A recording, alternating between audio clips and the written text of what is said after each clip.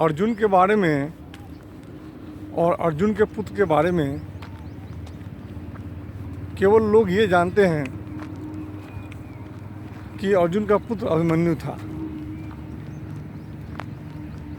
और जो अर्जुन का पुत्र अभिमन्यु था उसके बारे में लगभग ये कहानियाँ सब लोग जानते हैं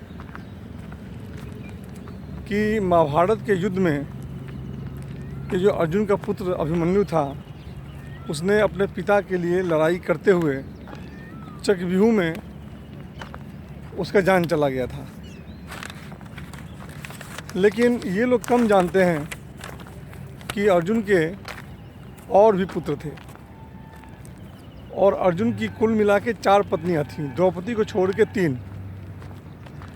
तो आज जो मैं कहानी बता रहा हूँ ये कहानी अर्जुन की और जो पत्नियां थीं और अर्जुन के और जो पुत्र थे उसके बारे में आज बता रहा हूँ आप लोगों को। ये जो एक बात और भी है कि अर्जुन के एक पुत्र ने अर्जुन का वध कर दिया था और अर्जुन मृत हो गए थे। तो ये कुछ आश्चर्यजनक तथ्य हैं जो कि आज मैं बताऊंगा। जब अर्जुन एक बार युधिष्ठिर जब द्रौपदी जी के साथ शयन कक्ष में थे और अर्जुन गायों की रक्षा के लिए, ब्राह्मणों की रक्षा के लिए उस शयन कक्ष में घुस गए थे, तो खुद के नियम के अनुसार अर्जुन वनवास चले गए। जिस समय अर्जुन वनवास गए उस समय अर्जुन को यह ज्ञात नहीं था कि इस वनवास के दौरान उनकी 3 शादियां और हो जाएंगी। तो जब वो वनवास के दौरान गए अर्जुन तो नाग कन्या उलूपी से उनकी शादी हुई। मणिपुर की राजकुमारी चित्रांगदा थी, उससे अर्जुन की शादी हुई और श्री कृष्ण की बहन सुभद्रा से अर्जुन की शादी हुई। तो कहानी यूँ है कि जब अर्जुन जा रहे थे अपने वनवास के दौरान तो एक तालाब में स्नान करने गए और जब वो तालाब में स्नान कर रहे थे तो वहीं पे एक नाग कन्या उलूपी थी। ये जो उलूपी थी उसने अर्जुन को पकड़ लिया और कहा कि मैं आपसे प्रेम करती हूँ और मैं आपसे शादी करना चाहती हूँ। और फिर अर्जुन को उलूपी से शादी करनी पड़ी। तो वो जो नाग कन्या उलूपी थी, उलूपी जिससे अर्जुन की शादी हुई, उससे उनको इरावन नाम का पुत्र पैदा हुआ। इरावन बोलते हैं उसको, इरावन नाम का पुत्र पैदा हुआ। और महाभारत में ये जिक्र है कि महाभारत के युद्ध के 8वें दिन वो जो इरावन नाम का पुत्र था अर्जुन का, वो वीर गति को प्राप्त हुआ। इसके बाद ये जो अर्जुन थे, अर्जुन घूमते हुए जा रहे थे और मणिपुर पहुंच गए। तो मणिपुर में जो शासक था वो चित्रवाहन नाम का राजा था और चित्रवाहन नाम तो जो था राजा मणिपुर का शासक, उसकी बेटी थी चित्रांगदा। तो चित्रांगदा भी अर्जुन से प्रेम करती थी और अर्जुन की शादी चित्रांगदा से हुई और चित्रांगदा का पुत्र बभ्रुवाहन नाम का राजकुमार हुआ। और ये जो बभ्रुवाहन नाम का राजकुमार हुआ, इसी ने अर्जुन का वध किया था। ये कहानी बताऊंगा मैं। तो अर्जुन की दूसरी पत्नी चित्रांगदा हुई और उसका पुत्र हुआ बभ्रुवाहन। बभ्रुवाहन के जन्म हो जाने के बाद कृष्ण आगे जाते हैं, अर्जुन आगे जाते हैं। तो अर्जुन पहुंचते हैं श्री कृष्ण जी के पास द्वारका। वहाँ पे ये सुभद्रा है सुभद्रा भी प्रेम करती है कृष्ण अर्जुन से।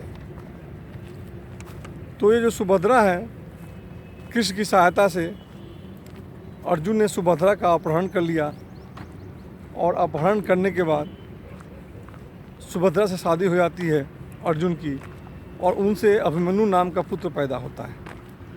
और अभिमन्यु के बारे में सब लोग जानते हैं कि महाभारत के युद्ध के 13वें दिन चक्रव्यूह में अभिमन्यु वीरगति को प्राप्त होता है।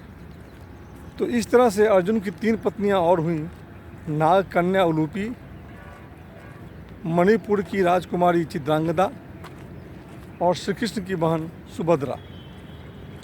नाग कन्या उलूपी से इरावण नाम का पुत्र पैदा हुआ जो महाभारत के युद्ध के 8वें दिन वीरगति को प्राप्त हुआ। और चित्रांगदा से बभ्रुवाहन पैदा हुआ जिसने कि अर्जुन का वध किया था। और अभिमन्यु पैदा हुए सुभद्रा से जिसको वीरगति प्राप्त हुई थी महाभारत के युद्ध के 13वें दिन चक्रव्यूह में। तो इस तरह से द्रौपदी के अलावा द्रौपदी से भी अर्जुन को एक पुत्र प्राप्त हुआ था, जिस पुत्र की हत्या महाभारत के युद्ध के ख़त्म होने के पश्चात अश्वत्थामा ने किया था सोते हुए। द्रौपदी के 5 पुत्रों को मार दिया था। तो दोस्तों ये इस तरह से कहानी है अर्जुन के 4 पत्नी और 4 बच्चों की। इसमें से बभ्रुवाहन की कहानी है, ये थोड़ी विचित्र है। जब अर्जुन मणिपुर पहुँचे तो मणिपुर में जो मणिपुर का शासक था चित्रवाहन, चित्रवाहन था, उसकी बेटी चित्रांगदा अर्जुन से प्रेम करती थी। ऐसा कहा जाता है कि चित्रांगदा बहुत ही मजबूत थी, बहुत ही ताकतवर थी और वो अपने ही अनुकूल वर को ढूंढ रही थी कि वर ऐसा हो जो मजबूत हो, योद्धा हो।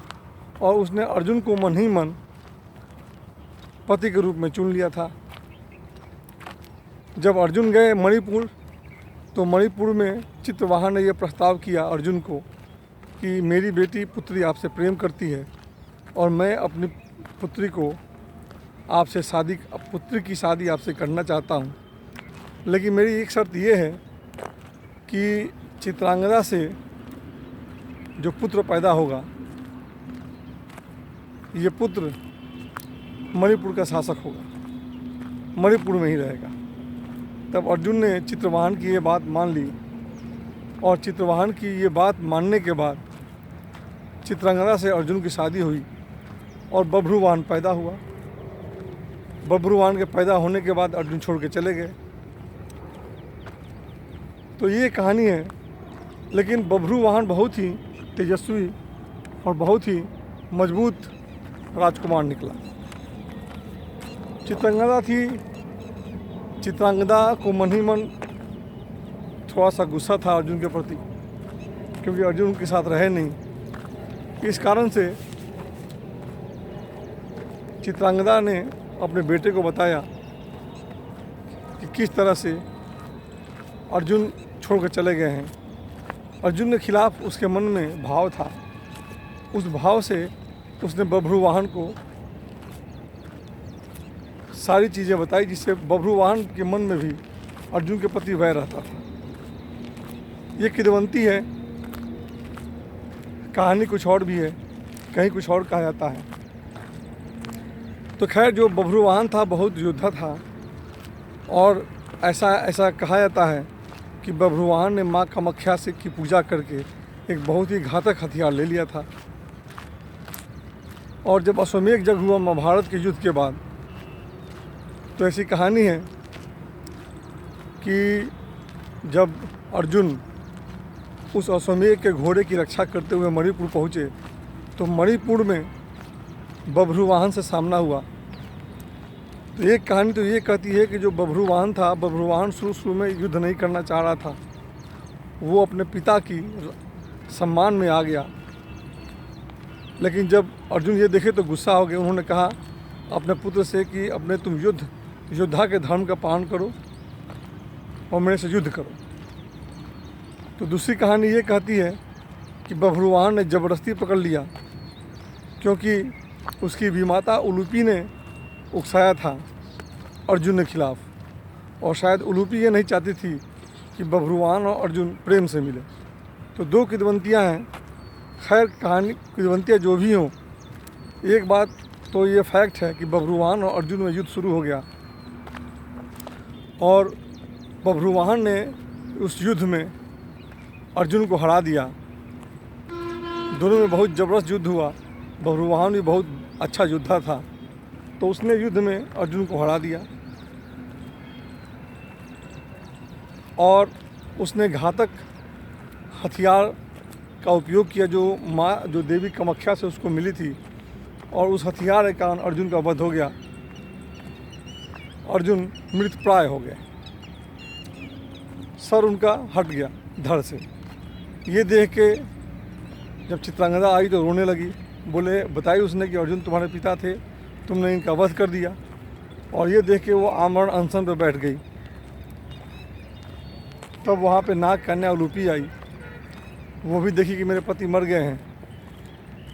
वहाँ पे उसी समय कृष्ण आए, बलराम को बोल के आए कि यह बहुत बड़ी दुर्घटना घटने वाली है, मुझे जाना होगा। और कृष्ण वहाँ पहुँच गए। जब कृष्ण वहाँ पहुँच गए तो कृष्ण ने पहुँचने के बाद वहाँ पे देखी स्थिति, उनको ज्ञात था कि ये घटना घटने वाली है। तो चित्रांगदा रोने लगी, बोली ये इस तरह से घटना घट गई, मेरे पति मर गए, मेरे पति का मेरे पुत्र ने ही वध कर दिया, अब मैं जीऊँगी नहीं। तब ऐसा क्यों हुआ?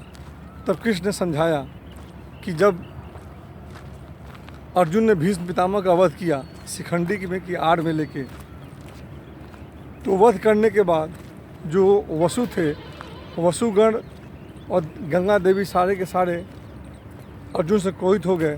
किस तरह से अन्यायपूर्वक भीष्म पितामह का वध किया गया। भीष्म जो कि गंगा का पुत्र थे, और गंगा और जो देवी गंगा थी, देवी गंगा और वसु, ये सारे के सारे मिलके अर्जुन को श्राप देने वाले थे।